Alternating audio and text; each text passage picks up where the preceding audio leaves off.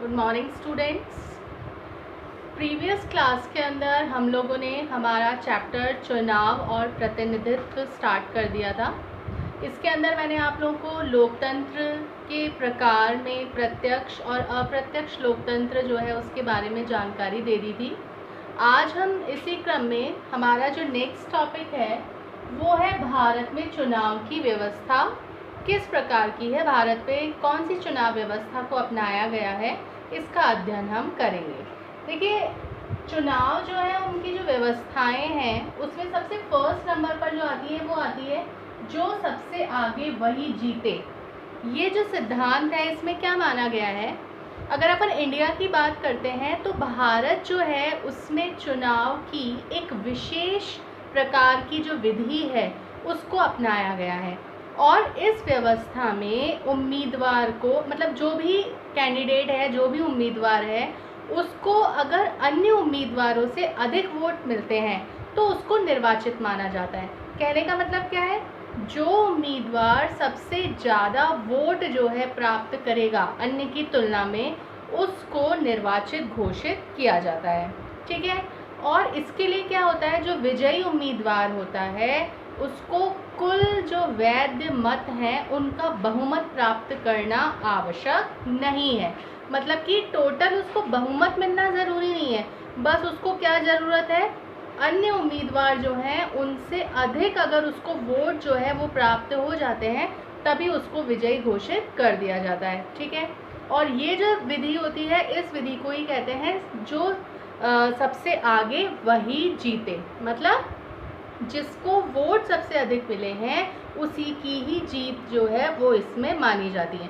मतलब कुल जो बहुमत है वोट्स का वो प्राप्त करने की ज़रूरत नहीं है, केवल क्या ज़रूरत है, अन्य उम्मीदवारों से अधिक अगर आपने वोट प्राप्त किए हैं, ज़्यादा वोट मिले हैं जिस उम्मीदवार को, उसी को ही विजयी घोषित कर दिया जाता है। ठीक है। और इस प्रणाली को first pass the post system भी कहते हैं। यहाँ लिख देती हूँ, क्या कहते हैं इसको, फर्स्ट पास्ट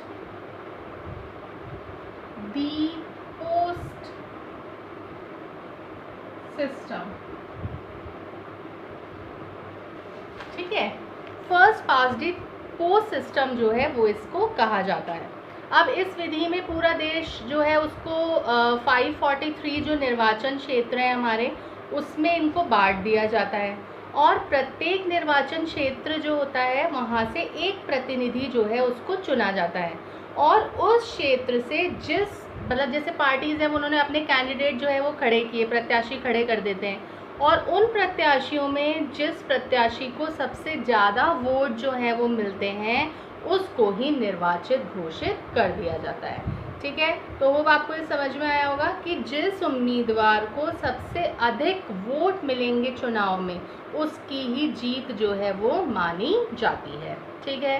अब जो नेक्स्ट सिस्टम आता है, जो नेक्स्ट व्यवस्था है वो है समानुपातिक प्रतिनिधित्व की व्यवस्था। इसमें क्या होता है, देखो चुनाव की जो ये पद्धति होती है इसको अपनाया गया है इजराइल में, ये आपको ध्यान रखना है। ये कहाँ पर अपनाई गई है, इजराइल जो है उसके अंदर इस पद्धति को अपनाया गया है। और इसमें क्या होता है, प्रत्येक पार्टी जो होती है उसको संसद में उतनी ही सीटें प्राप्त होती हैं जितने अनुपात में उन्हें वोटों का हिस्सा मिलता है। जितने वोट मिलेंगे उस अकॉर्डिंग उनको कहाँ पर सीट मिलेगी, संसद में। मतलब जितने वोट्स प्राप्त होंगे उस अकॉर्डिंग उनको संसद के अंदर वोट्स मिलेंगे। ठीक है। संसद के अंदर सीट्स मिलेंगी। इस पद्धति में क्या होता है, प्रत्येक पार्टी जो होती है वो पहले से ही क्या कर लेती है, जब इलेक्शन होने वाले होते हैं उनसे पहले ही अपने उम्मीदवार जो होते हैं उनकी एक सूची प्राथमिकता के आधार पर तैयार कर लेती है। किसके आधार पर, प्राथमिकता। प्राथमिकता का क्या मतलब है कि वरीयता देना, कि भाई मेरी फर्स्ट पसंद ये है, सेकंड ये है, ऐसे प्राथमिकता दे देती है कैंडिडेट्स को और एक सूची पहले से ही तैयार कर लेती है और अपने उतने ही उम्मीदवारों को उस प्राथमिकता सूची से चुन लेती है जितनी सीटों का कोटा उसको दिया जाता है। जैसे एक सूची बना ली पूरी, उसके अंदर कैंडिडेट्स के नाम लिखे हुए हैं और उन कैंडिडेट्स में प्राथमिकता के आधार पर कितने, जितनी सीट्स उनको संसद में दी गई है कि भाई आपको ये एक सूची है, इसके अंदर 10 मेंबर्स के नाम लिखे हुए हैं, अब संसद के अंदर 5 मेंबर्स चाहिए, तो वो प्राथमिकता के आधार पर ये जो 10 सदस्य दिए गए हैं, इनमें से किन्हीं जो 5 हैं ऊपर के वरीयता वाले, उन 5 को चुन लेगी। ठीक है, तो इसके अंदर यही है कि जो प्राथमिकता सूची जो होती है वो जारी करती है और उतनी ही उम्मीदवारों को उस प्राथमिकता सूची से चुन लेती है जितनी सीटों का कोटा उसको दिया जाता है। ठीक है, तो चुनाव की ये जो व्यवस्था होती है इसको कहते हैं समानुपातिक प्रतिनिधित्व की पद्धति। ठीक है, और इस पद्धति में सीटों का प्रतिशत जो होता है वो वोटों के प्रतिशत के अनुसार होता है। जितने वोट आपको मिलेंगे उतनी सीटें आपको मिलेगी। ठीक है, समानुपातिक जो प्रतिनिधित्व है इसको भी 2 भागों में बांटा गया है। ये एक जो है वो इजराइल के अंदर और नीदरलैंड में होती है। इसमें क्या किया जाता है, संपूर्ण देश जो है उसको एक निर्वाचन क्षेत्र माना जाता है। पूरी कंट्री क्या है, एक निर्वाचन क्षेत्र है, और प्रत्येक पार्टी जो होती है उसको राष्ट्रीय चुनाव में प्राप्त होने वाले जो वोट होते हैं उसके अनुपात में सीटें दे दी जाती है। सारा एक क्षेत्र मान लिया, जितने भी वोट मिले उस अकॉर्डिंग उनको क्या दे दी जाती हैं, सीटें दे दी जाती हैं। ठीक है, जो इसी का दूसरा तरीका है उसको अपनाया गया है अर्जेंटीना और पुर्तगाल के अंदर। वहाँ पर क्या होता है, पूरा जो देश है उसको अलग अलग बहुसदस्यीय निर्वाचन क्षेत्रों में बांट दिया जाता है, और प्रत्येक पार्टी जो होती है वो प्रत्येक निर्वाचन क्षेत्र के लिए अपने प्रत्याशियों की एक सूची जारी कर देती है। वही हर क्षेत्र के लिए हर पार्टी क्या करेगी, एक सूची जारी करेगी अपने प्रत्याशियों की, और उसमें उतने ही नाम होंगे जितने की प्रत्याशी उस निर्वाचन क्षेत्र से चुने जाने। मतलब पहले से ही डिसाइड है कि पार्टी ने अपना नाम दे दिया कैंडिडेट्स का कि ये कैंडिडेट खड़ा होगा। यहाँ पर अपन ने देखा था 10 उम्मीदवार खड़े किए, लेकिन सीटें कितनी मिली संसद के अंदर, 5 मिली, तो 5 कैंडिडेट इसमें से चुने जाएंगे पहली वाली व्यवस्था में जो इजराइल के अंदर है।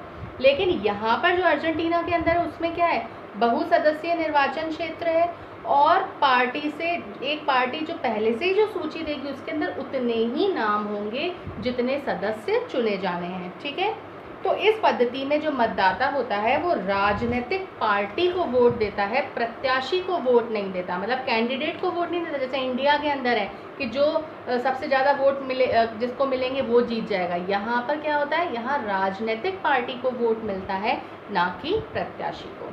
ठीक है, तो ये दोनों व्यवस्थाएं आपको समझ में आ गई होंगी। Thank you.